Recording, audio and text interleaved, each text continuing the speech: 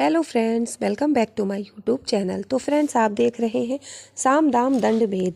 तो फ्रेंड्स, आप आगे देखेंगे कि वसु की माँ को पता चल जाता है कि वसु ने क्या किया। वो वीडियो देख लेती है। गायत्री कहती है, भाभी हमें ऐसा करना चाहिए कि हमको वसु को गांव में भेज देना चाहिए, क्योंकि यहाँ पर हमारा घर से बाहर निकलना मुश्किल हो जाएगा। तो वसु की माँ कहती है कि ठीक है, हाँ हम लोग ऐसा ही करेंगे। गायत्री कहती है, हम कब तक अपना दरवाज़ा बंद करके रखेंगे, कब तक हम नहीं खोलेंगे, हमें तो घर से बाहर निकलना ही पड़ेगा। इधर वसु अपना बैग लेकर जाने की तैयारी करती है तो बुलबुल उसे रोकती है। बुलबुल कहती है कि वसु, तुम ऐसे भाग नहीं सकती हो। तुम आज अगर भागी तो तुम्हें हमेशा भागते रहना पड़ेगा। तुम्हें आज सबसे पहले अपने परिवार का सामना करना पड़ेगा, अपने परिवार को समझाना पड़ेगा, तभी तुम आगे कुछ कर पाओगी।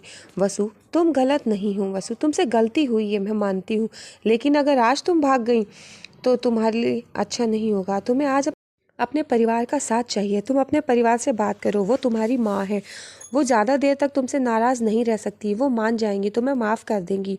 वसु, तुम अपने घर में कोशिश करो, पहले तुम माँ से बात करो। और बुलबुल वसु को समझाती है। इधर गायत्री कहती है वसु की माँ से कि हमें वसु को भेज देना चाहिए, और हम कब तक दरवाज़ा नहीं खोलेंगे, हमें तो दरवाज़ा खोलना ही पड़ेगा। हम इस तरह से दरवाज़ा बंद करके नहीं बैठ सकते हैं। और आपको क्या लगता है, क्या हम दूध वाले धोबी के लिए, किसी के लिए हम दरवाज़ा नहीं खोलेंगे? हमें तो दरवाज़ा खोलना पड़ेगा। इधर बुलबुल और वसु आ जाते हैं और बुलबुल समझाती है, कहती है कि भाभी हम इस तरह से वसु को यहाँ से नहीं भेज सकते हैं, इससे गलती हुई है, मैं मानती हूँ, आप इसको माफ़ कर दीजिए। अगर हम इसको माफ़ नहीं करेंगे तो कैसे होगा? ये अपनी गलती के लिए शर्मिंदा है। ये रोज़ अपने गाल पे झापड़ मारती थी, रोज़ अपना गाल लाल करती थी, अपने आप को सज़ा देती थी, झूठ बोलती थी, ताकि आप लोगों को शर्मिंदा ना होना पड़े, आप लोगों से बहुत झूठ बोले, क्योंकि वो ये नहीं चाहती थी कि आप लोगों को शर्मिंदगी उठानी पड़े। भाभी इसको प्लीज़ माफ़ कर दीजिए। गायत्री कहती है कि गलती तो इसने की है और इसको सज़ा भी मिलनी चाहिए, इसकी गलती की सज़ा हम लोग क्यों भुगतें? और वसु की माँ ये सारी बातें सुनती हैं और वहाँ से उठ के जाने लगती हैं। इधर बुलबुल कहती है कि भाभी प्लीज़ आप माफ़ कर दीजिए इसको, प्लीज़ भाभी बात को समझने की कोशिश करिए। अगर हम अभी यहाँ से गए तो उसको ज़िंदगी भर भागते रहना पड़ेगा। लेकिन वसु की माँ कुछ भी नहीं सुनती हैं, कुछ भी नहीं बोलती हैं। बुलबुल की बात सुनने के बाद भी वो कुछ भी बात नहीं करती हैं और वसु रो रही होती है। तो बुलबुल कहती है, भाभी इसकी तरफ एक बार देखिए, ये अपनी गलती के लिए कितना पछता रही है, ये जानती है कि इससे गलती हुई है, इसने गलत किया है। भाभी प्लीज़ इसको माफ़ कर दीजिए। और इधर वसु की माँ सारी बातें सुनने के बाद भी शांत रहती हैं, कुछ भी नहीं बोलती हैं। वसु बराबर रोई जा रही होती है। बुलबुल समझाने की कोशिश करती है, लेकिन वसु की माँ कुछ भी नहीं बोलती है। इधर वसु की माँ उठ जाती हैं और वहाँ से जाने लगती हैं। वसु कहती है कि माँ मुझे माफ़ कर दो, मेरी वजह से आपको बहुत निराश होना पड़ा, मैंने आप लोगों को निराश किया है, माँ मुझसे गलती हो गई है, प्लीज़ माँ मुझे माफ़ कर दो।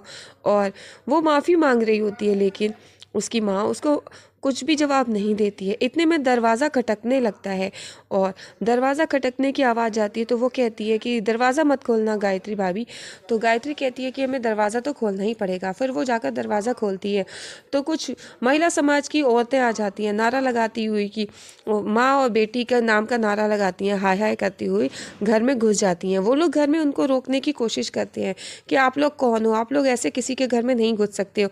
बुलबुल भी उन्हें रोकने की कोशिश करती है, लेकिन वो लोग कहती हैं कि ऐसी लड़कियां समाज के लिए कलंक हैं, जो अपने ऐसे वीडियो बना करके डाल देती हैं सोशल मीडिया पे, और फिर सभी लोग उन माँ बेटी के नाम पे हाय हाय करते हैं और नारा लगाते हैं। वो कहती हैं कि हम इन्हें यहाँ से ले जाने के लिए आए, हमें कोई नहीं रोक सकता, ऐसे लोगों को समाज में रहने का कोई हक नहीं है। और वसु और वसु की माँ ये सुन के घबरा जाते हैं। बुलबुल बहुत रोकने की कोशिश करती है, लेकिन वो औरतें नहीं सुनती हैं। वसु को और वसु की माँ को ज़बरदस्ती पकड़ लेती हैं। वसु अपने आप को छुड़ाने की बहुत कोशिश करती है, लेकिन वो औरतें नहीं छोड़ती। इधर एक तरफ गायत्री को पकड़ लेती हैं और कुछ औरतें बुलबुल को पकड़ लेती हैं। इधर गायत्री और बुलबुल अपने आप को छुड़ाती हैं और वसु और उसकी माँ को छुड़ाने की कोशिश करती हैं, पर वो औरतें बुलबुल और गायत्री को वहीं पर धक्का देकर वसु और वसु की माँ को साथ में लेकर के बाहर की तरफ चली जाती हैं। उन दोनों को पकड़कर वो औरतें ले जा रही होती हैं।